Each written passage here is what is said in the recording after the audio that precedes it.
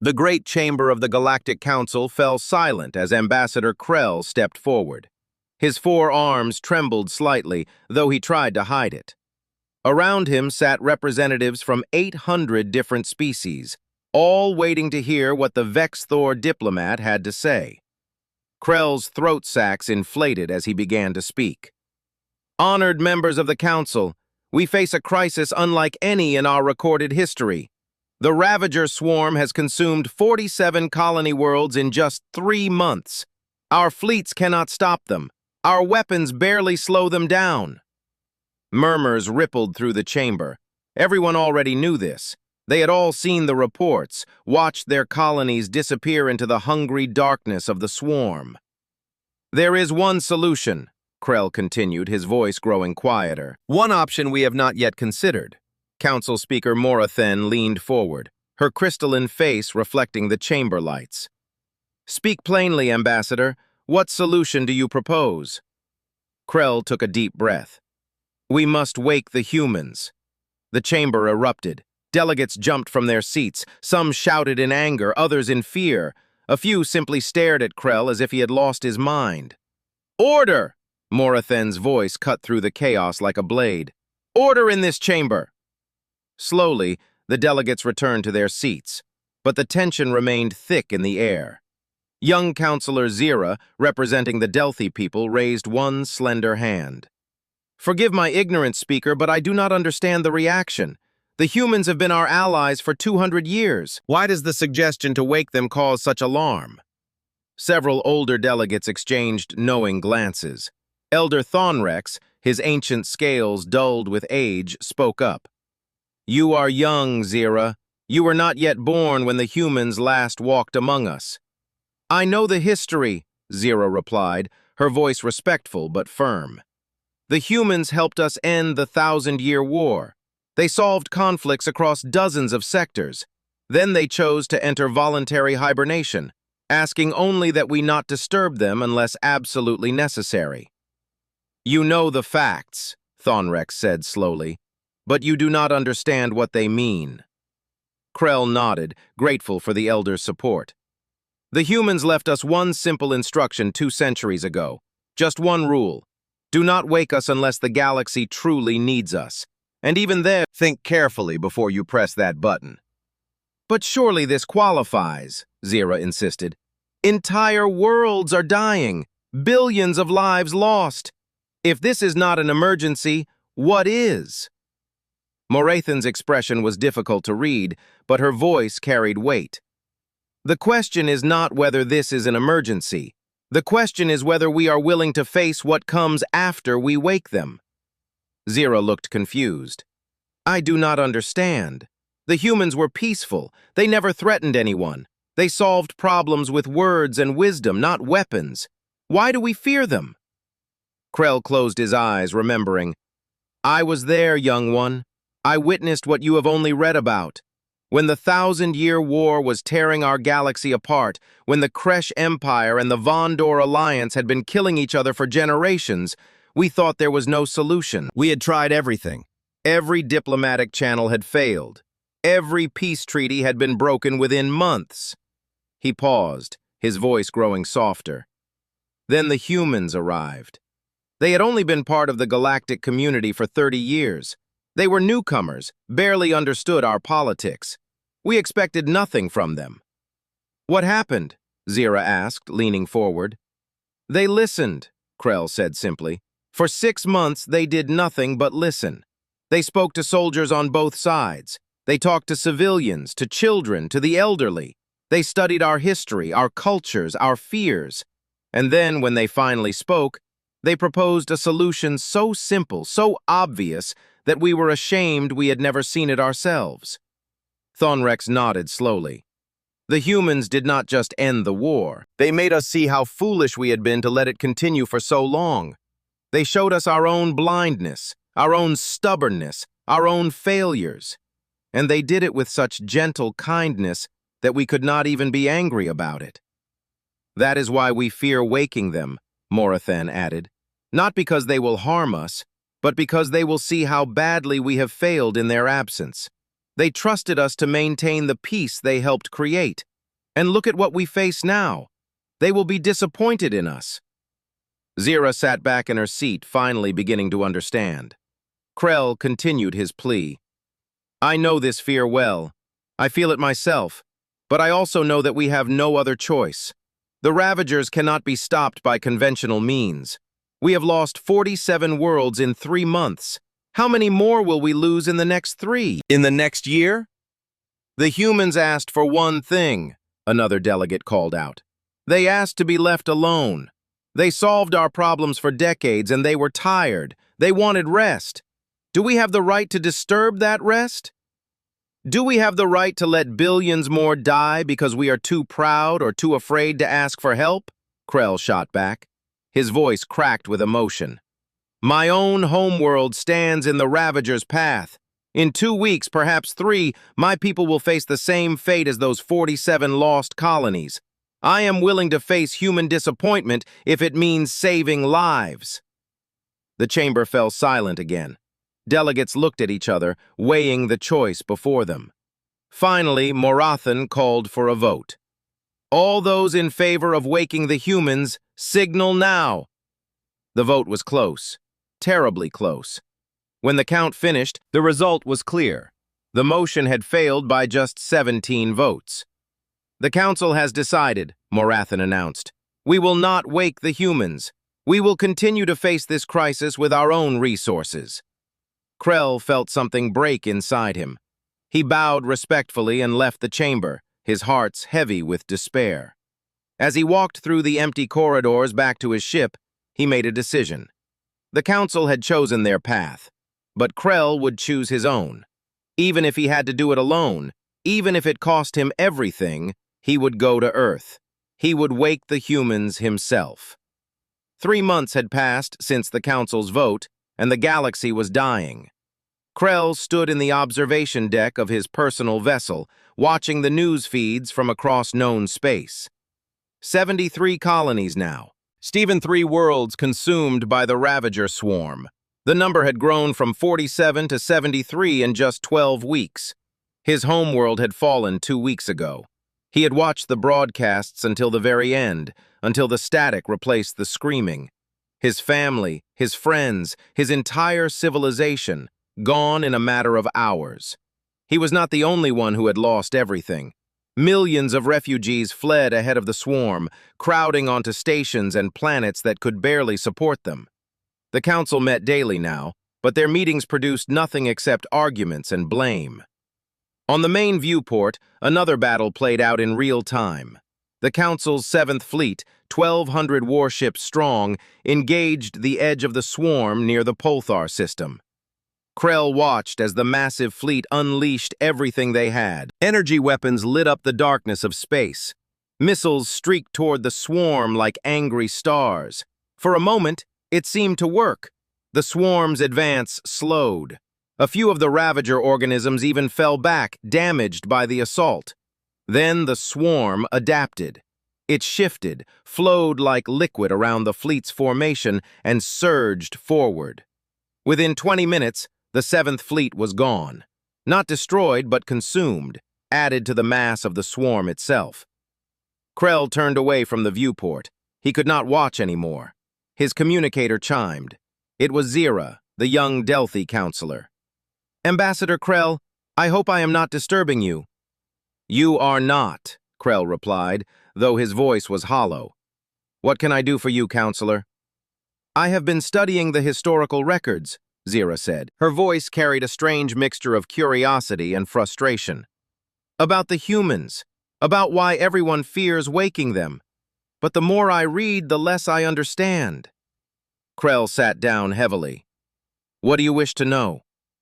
Everything I find shows humans being helpful, kind, and peaceful. They never conquered anyone. They never demanded payment for their assistance. They solved problems and asked for nothing in return. So why does everyone speak of them with such fear in their voices? Krell was quiet for a long moment. It is difficult to explain to someone who never met them. Please try, Zira urged. I need to understand, because I think you were right. I think we need to wake them, and I am trying to convince others to change their vote. But I cannot argue effectively when I do not fully understand what I am arguing against. Krell considered his words carefully. Tell me, Zira, what is the worst thing someone can do to you? The thing you fear most? Physical harm, I suppose? Death? Pain? No, Krell said softly. The worst thing is disappointment. When someone you respect, someone you admire, looks at you with sadness in their eyes and says nothing. When they do not need to speak because you already know you have failed them. He continued, his voice growing stronger. The humans were never violent with us. They never threatened us or raised weapons against us. But they had this way of looking at problems, of understanding situations that made our own failures impossible to ignore. I still do not understand, Zira admitted. Krell stood and began pacing. During the 1,000-Year War, both sides were convinced they were right. The Kresh Empire believed the Vondor Alliance had betrayed an ancient treaty. The Alliance believed the Empire had never honored that treaty in the first place. For 1,000 years, they killed each other over this disagreement. Yes, I know this history. The humans arrived and studied the original treaty. It took them 4 months to find it, buried in archives both sides had forgotten about. When they presented it to the Council, we discovered that both sides were wrong. The treaty they fought over had never actually been ratified. A clerical error 1,000 years ago had led to a millennium of death. Zira gasped. How is that possible? Because we never looked, Krell said bitterly. We were so sure of our righteousness, so convinced of our positions, that we never questioned the foundation of the conflict itself. The humans questioned everything. They assumed nothing, and they showed us that we had been fools. But surely you were grateful. We were, Krell agreed. But gratitude is a complicated emotion when it is mixed with shame. The humans ended the war, yes. They saved billions of lives. But they also forced us to confront the fact that we had wasted 1,000 years on a mistake. Every delegate who sat in that chamber had to face their ancestors' foolishness. He looked at Zira through the communicator screen. The humans did this again and again. The trade disputes of the Kelvin sector, the resource conflicts in the Outer Rim, the religious tensions on Prith. Every time they found solutions we had missed. Simple solutions, obvious solutions. And every time we felt smaller for not having seen them ourselves. So the Council chooses to let worlds die rather than feel ashamed. Zira's voice carried anger now. Pride is a poison, Krell said. It makes us do terrible things. Zira was silent for several seconds. Then she spoke again, her voice determined. I am calling for another vote tomorrow. I have been speaking to other young delegates, those who did not live through the human era. We do not carry the same shame as our elders. We are willing to ask for help. It will not be enough, Krell said sadly. The older delegates still hold the majority. Then what do we do? Zira asked. Just wait until we are all consumed? Krell looked out at the stars. His ship was already moving, had been moving for days now toward a specific destination. I cannot speak for the Council, young one, but I can speak for myself. What do you mean? I am going to Earth, Krell said simply. The Council may choose to maintain their pride, but I have already lost everything that mattered to me. I have nothing left to lose. They will expel you from the Council, Zira warned. Let them, Krell replied. What use is a council position when there is no galaxy left to govern? How long until you reach Earth? Krell checked his navigation display. 4 days. The human solar system lies within what we call the quiet zone. They established it when they entered hibernation. No unauthorized vessels permitted within 50 light-years of their system. Will they fire on you? Their automated defenses might, Krell admitted. Or they might simply turn me away. But I have to try. I have to believe that the humans would want to know what is happening, that they would want the choice to help, even if helping means seeing how badly we have failed in their absence. Zira was quiet again. Then she said, I hope you are right, Ambassador.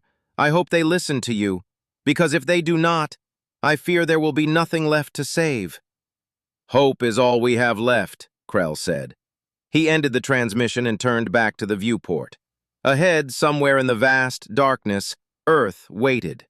The humans slept, unaware that the galaxy they had helped save was now destroying itself. Krell gripped the railing of the observation deck and whispered a prayer to gods he was not sure he believed in anymore. "Please," he said to the empty room, "please let them understand. Please let them forgive us." His ship continued forward, crossing into the quiet zone, heading toward humanity's home. Behind him, the galaxy burned. Ahead of him, his only hope slept, dreaming peaceful dreams while the cosmos trembled. The automated warning systems activated the moment Krell's ship crossed into the quiet zone. A calm, mechanical voice filled his cockpit, speaking in perfect galactic standard. "You are entering restricted space. This is the outer boundary of the Earth Protection Zone. Unauthorized vessels must turn back immediately. This is your only warning." Krell's hands shook as he pressed the communication panel. "My name is Ambassador Krell of the Vexthor people. I carry an emergency message for humanity. I invoke the ancient codes of galactic distress. Please, I must speak with someone." Silence followed. Long, terrible silence that stretched for nearly a minute. Krell wondered if the automated systems would simply destroy his ship without further warning. Then a different voice came through, still mechanical but with a questioning tone. "Emergency status confirmed. Please state the nature of your crisis." "The galaxy is under attack," Krell said, his voice breaking. 73 worlds have been consumed. Billions are dead. We need help. We need the humans." Another pause. Then the voice spoke again. "Transmitting your request to Hibernation Facility Alpha. Please hold your position and do not approach Earth. Any movement toward the inner system will be considered hostile." Krell brought his ship to a complete stop and waited. Minutes passed like hours.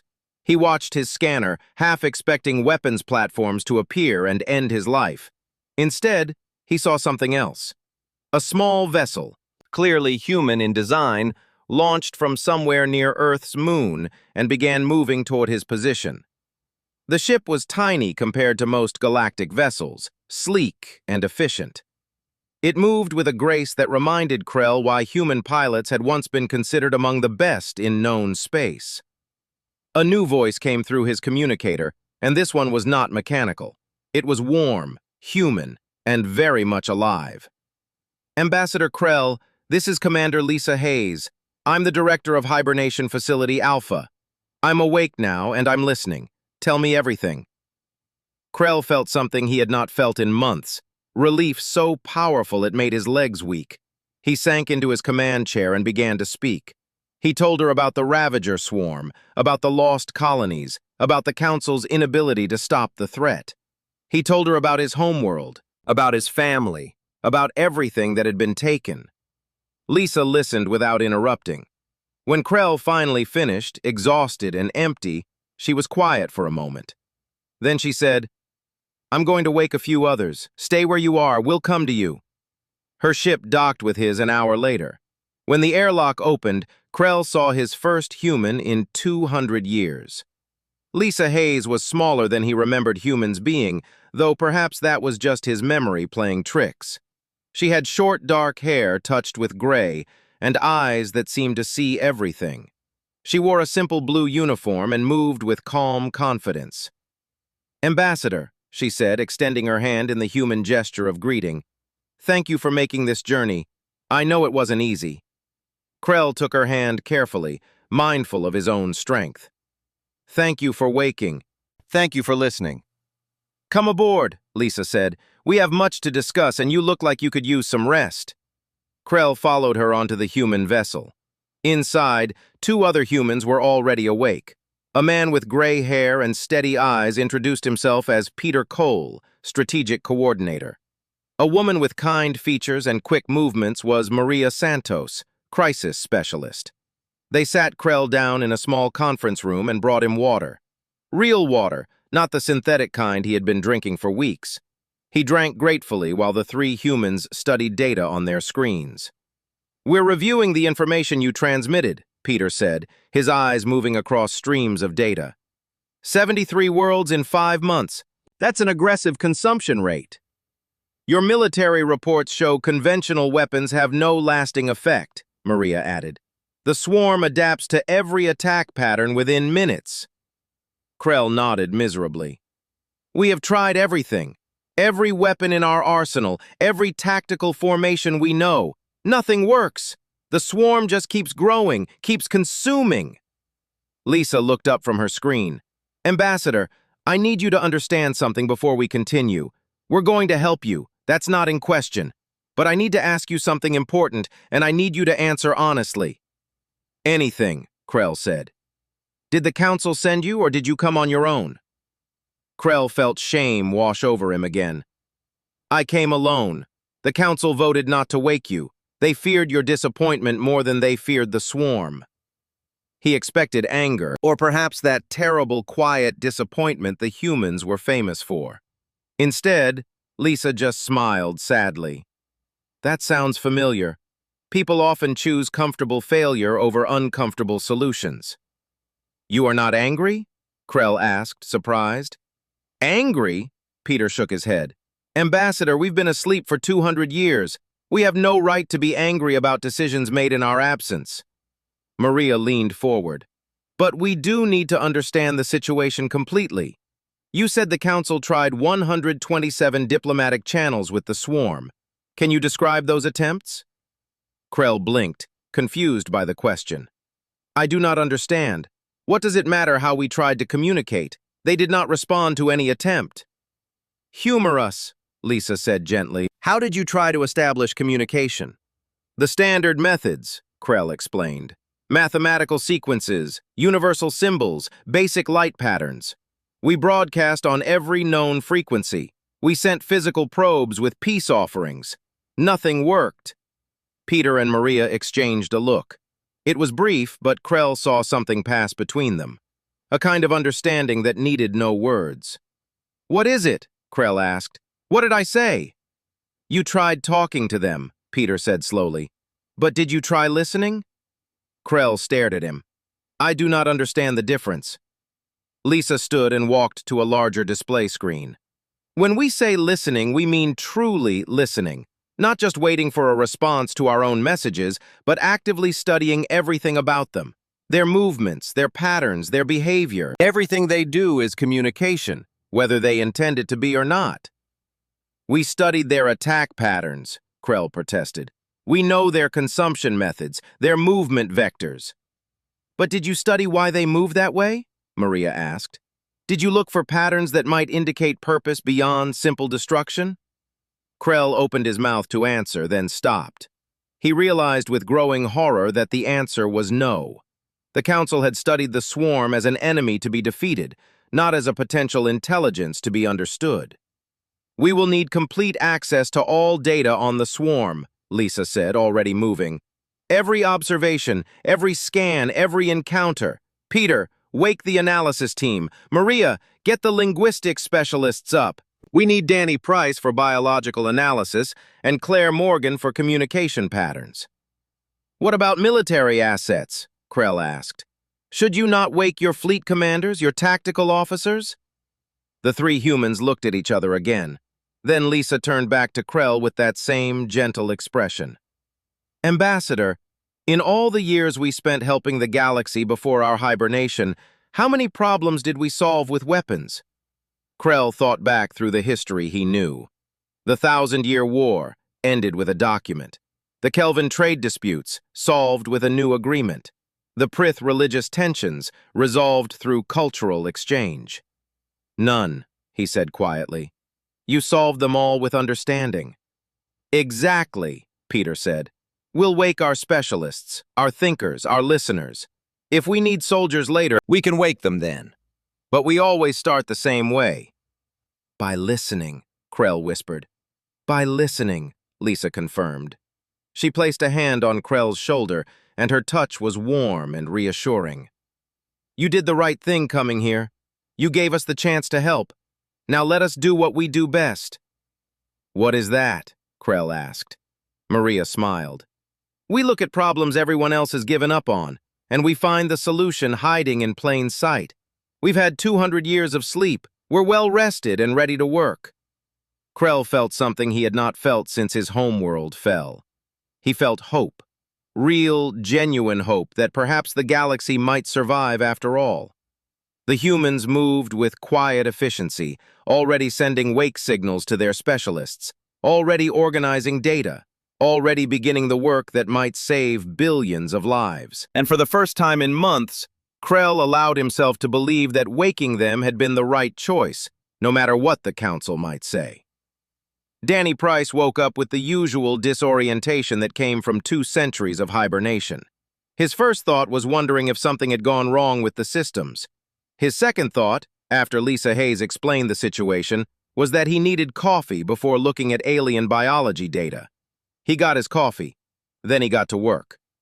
The Human Analysis Center was a modest facility built into Earth's moon.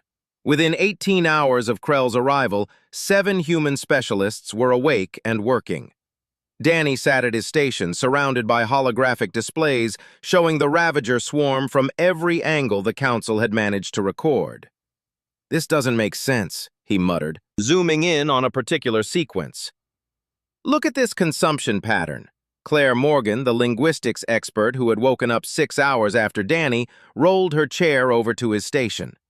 She was younger than most of the team, with bright eyes that seemed to absorb information like a sponge. "What am I looking at?"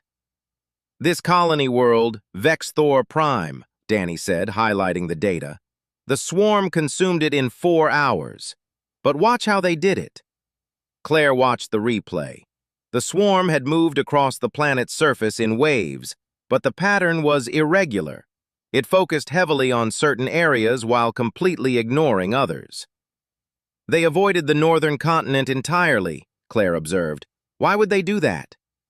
"That's what I'm trying to figure out," Danny said, pulling up more data. "And it's not just this world. Look at the other 72. Every single one shows the same kind of selective consumption." Kevin Walsh, the engineer, joined them. He was a big man with gentle hands, perfect for working with delicate equipment. "Selective how?" "They're not eating everything," Danny explained. "They're targeting specific resources, high-energy materials, certain mineral compositions, organic compounds with particular molecular structures." "So they're not mindless destroyers," Claire said slowly. "They're gathering specific things." "Exactly," Danny agreed. "But that raises the question, why? What are they building? What do they need these materials for?" Across the room, Lisa and Peter were reviewing military engagement footage. Lisa froze a particular frame and called everyone over. "Look at this. This is from the 7th Fleet engagement 3 weeks ago." The team gathered around her display. The footage showed the moment when the swarm had adapted to the fleet's weapons. "Everyone saw this as the swarm learning to defend itself," Lisa said. "But watch it again. Watch carefully." She played it in slow motion. The swarm's response to the weapons fire was not defensive. It was almost reflexive, like pulling your hand away from a hot surface. "They're not adapting," Peter said quietly. "They're flinching." "Like they're in pain," Maria added, her voice thoughtful. Claire's eyes went wide. "Oh no, oh that's not good." "What?" Krell asked. He had been watching the humans work for hours, barely understanding half of what they discussed, but fascinated by their process. "The static," Claire said, already moving to her own station. "The Council reported that the swarm broadcasts constant static on multiple frequencies, right?" "Yes," Krell confirmed. "We assumed it was interference from their biology, or perhaps some kind of jamming technique." "Did anyone actually analyze the static?" Claire asked, her fingers flying across her keyboard. "Did anyone try to find patterns in it?" Krell felt his throat sacs deflate with shame. "No. We assumed it was meaningless noise." Claire pulled up the audio files of the swarm's broadcasts. The room filled with harsh, grating static that made everyone wince. "Computer, analyze this audio across all known communication frequencies, including those outside standard organic hearing range." The computer worked for several seconds. Then it displayed results that made Claire's face go pale. It's not static, she whispered. It's a signal. A repeating signal in a frequency range that most organic species can't naturally perceive. What kind of signal? Lisa asked, moving to Claire's side. Claire isolated a portion of the broadcast and cleaned it up, filtering out interference. What emerged was a pattern. Not random noise, but structured, organized, desperate. It's a distress call, Claire said, her voice shaking. They've been screaming for help this entire time, and nobody could hear them. The room went silent. Even the computer systems seemed to quiet as the weight of that realization settled over everyone. Danny went back to his biological data with new eyes. If they're in distress, then the consumption pattern makes sense. They're not attacking. They're gathering emergency supplies. But supplies for what? Kevin asked. Danny pulled up dimensional readings that the council had taken of the swarm. Look at this. The swarm exists partially in our dimension, but there's a significant portion of their mass that's phased into somewhere else. Another dimension, Peter said, understanding dawning. They're not from our reality. And if they're gathering emergency supplies while broadcasting a distress call, Maria said slowly, then something must be wrong with their home dimension. Claire was already working on translating the distress call. Her fingers moved frantically across multiple keyboards as she tried different translation matrices. This is complex. The language structure is nothing like anything in our databases. It's based on dimensional vibrations rather than sound or light. How long will translation take? Lisa asked.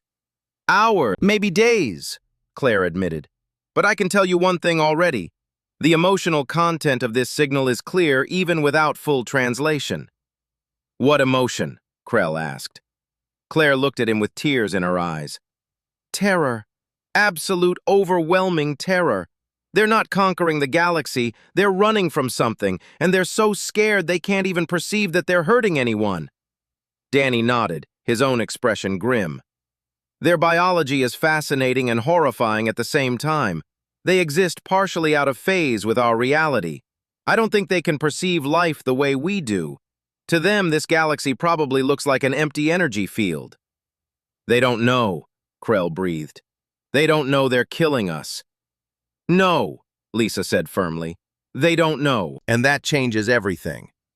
Kevin was already sketching designs on his tablet. If their home dimension is collapsing or becoming uninhabitable, they need a stable dimensional space. I might be able to design stabilizers.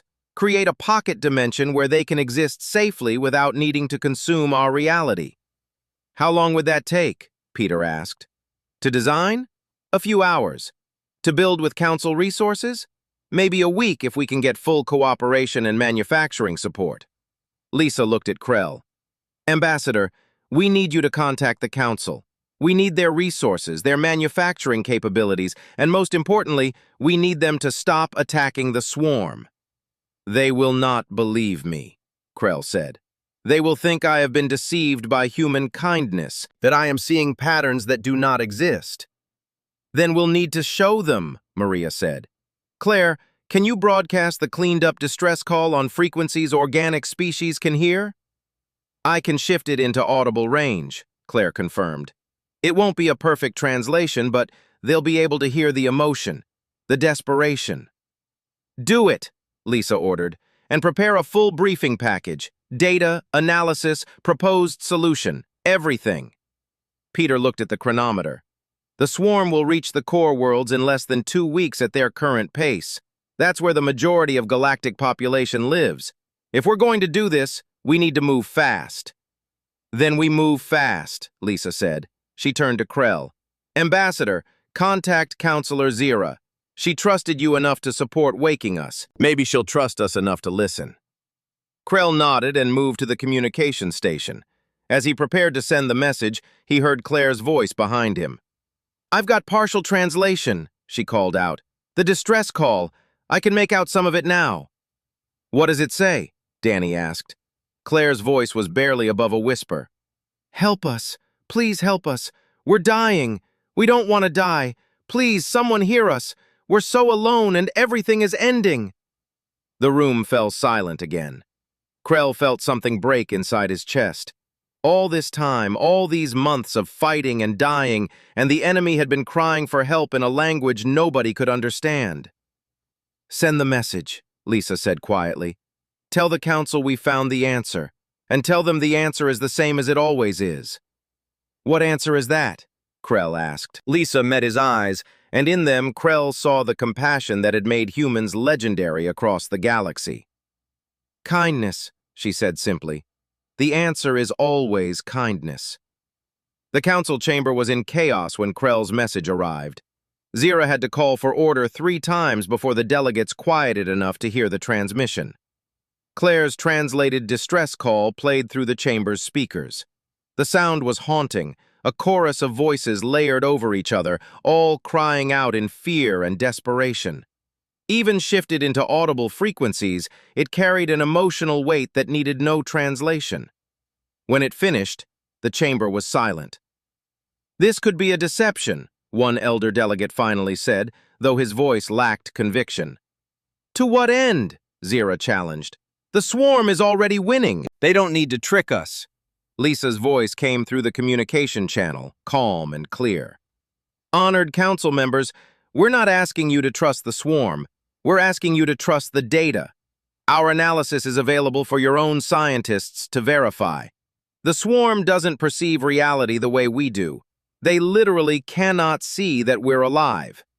"And you believe you can stop them without weapons?" Morathan asked. "We believe we can save them," Peter's voice answered. "And in saving them, save ourselves." The debate lasted for 2 hours. Finally, Zira called for a vote. This time, the motion passed. Barely, but it passed. Within a day, council resources were redirected to Kevin's Dimensional Stabilizer project. Factories across 3 dozen worlds began manufacturing components. Human engineers worked alongside council technicians, sharing designs and solving problems together. Lisa assembled a small team for direct contact with the swarm.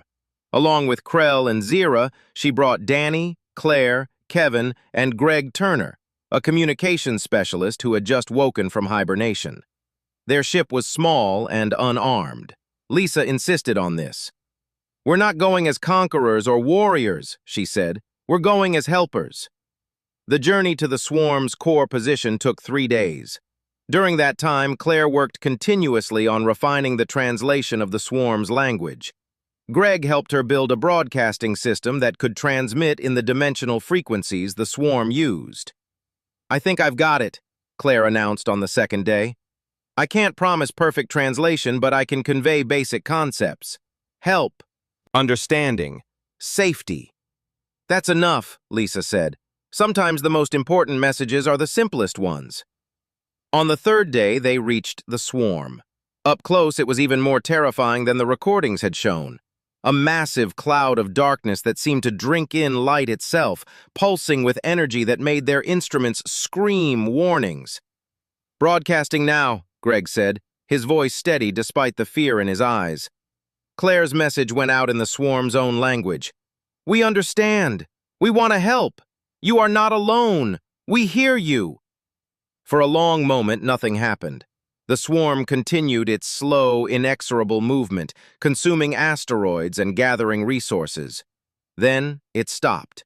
The entire swarm, billions of individual organisms acting as one, simply stopped moving. "They heard us," Danny breathed. "They actually heard us." A response came back, flickering across their dimensional sensors. Greg and Claire worked frantically to translate it. "What are they saying?" Krell asked, his 4 hearts pounding. "They're confused," Claire said, tears streaming down her face. "They're asking if we're real. They've been calling for help for so long they can't believe anyone finally answered." Lisa took the communications microphone. "Greg, can you translate my voice in real time?" "I can try," Greg said, adjusting his equipment. Lisa spoke slowly and clearly.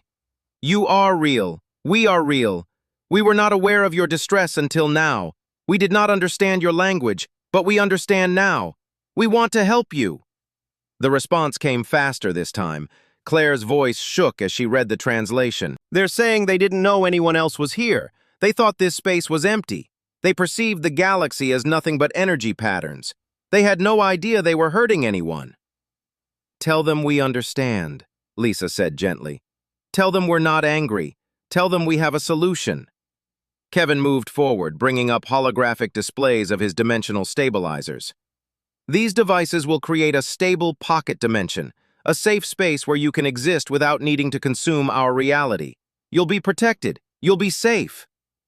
The swarm's response was immediate and overwhelming. Their sensors lit up with signals that Greg struggled to translate. "They're crying," Claire said, her own voice breaking. "They're so relieved, they're crying. They thought they were going to die. They thought their entire species was doomed." Over the next several hours, the humans deployed Kevin's dimensional stabilizers around the swarm's core. The devices activated in sequence, creating a shimmering bubble of altered space-time. The swarm began to move into this new space. As they did, something remarkable happened. For the first time, the swarm became visible in a way that made sense to organic perception. They were beautiful, crystalline beings that existed in multiple dimensions at once, their forms shifting and flowing like living art. They moved with grace and purpose, organizing themselves within their new sanctuary. A single entity emerged from the swarm, larger than the others. Through the dimensional translator, she identified herself as the Queen, the swarm's leader and mother. Her first question, translated by Claire, was heartbreaking in its simplicity. "Why did you help us? We hurt you. We destroyed your homes. Why show us kindness?" Lisa answered without hesitation. "Because you didn't know. Because you were scared and alone. Because helping is what we do." The Queen's response filled their ship with harmonics that needed no translation. Gratitude, wonder, joy. "We thought we were the only ones," the Queen's message came through. "In all our searching, all our fleeing, we thought we were alone in the universe. We never imagined there were others. We never imagined anyone would care." Danny was already scanning the swarm with scientific instruments. "Their dimensional technology is incredible. With their knowledge and our resources, we could revolutionize space travel, energy production, maybe even medicine." "They want to share everything they know," Claire translated. "They say it's the least they can do." Krell watched all of this with wonder. The threat that had seemed unstoppable just days ago was now an ally. The enemy that had consumed his homeworld had not been an enemy at all, just terrified refugees who couldn't see what they were doing. "What happens now?" Zira asked quietly. Peter smiled. "Now we do what humans always do. We teach. We help the Council understand what we learned, that listening comes before judging, that understanding comes before action, that compassion is stronger than any weapon." Lisa turned to Krell. "Ambassador, will you stay awake? Will you help us teach these lessons to your people?" Krell looked at the dimensional stabilizers, at the swarm peacefully settling into their new home, at the humans who had solved in days what the Council couldn't solve in months. "Yes," he said firmly. "Yes, I will stay awake." "Good," Lisa said, "because we're going back to sleep soon. We've done what we came to do." "So soon?" Krell asked, surprised. Maria nodded. "We're tired, Ambassador. We've been solving the galaxy's problems for a long time. We need our rest. But we'll leave volunteers, teachers who can help you learn our methods." "And if another crisis comes?" Zira asked. Lisa's smile was gentle. "Then you'll handle it. Because now you know the secret. You know that the answer is always the same." "Listening," Krell said softly. "Understanding," Zira added. "Compassion," they finished together. Greg was recording the moment when a Council construction crew arrived to begin building permanent support structures for the dimensional pocket. Humans and aliens working side by side, former enemies and new friends, building something better together. 3 weeks later, Lisa Hayes returned to hibernation. Before she slept, she recorded a final message for the galaxy. "We sleep not because we're giving up on you, but because we have faith in you.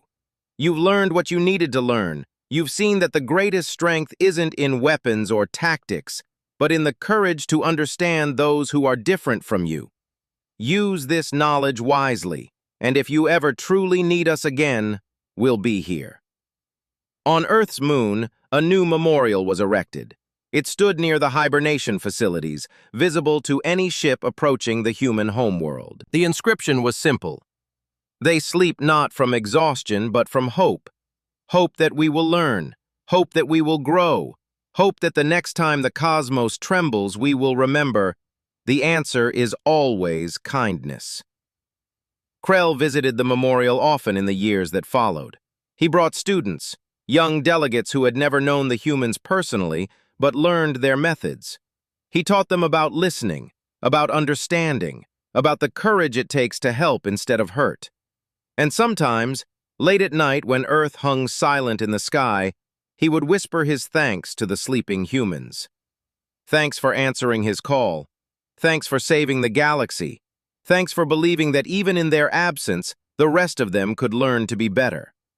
The cosmos had trembled, but the humans had steadied it, one act of compassion at a time. And now, as they slept, the galaxy they left behind was finally learning to do the same.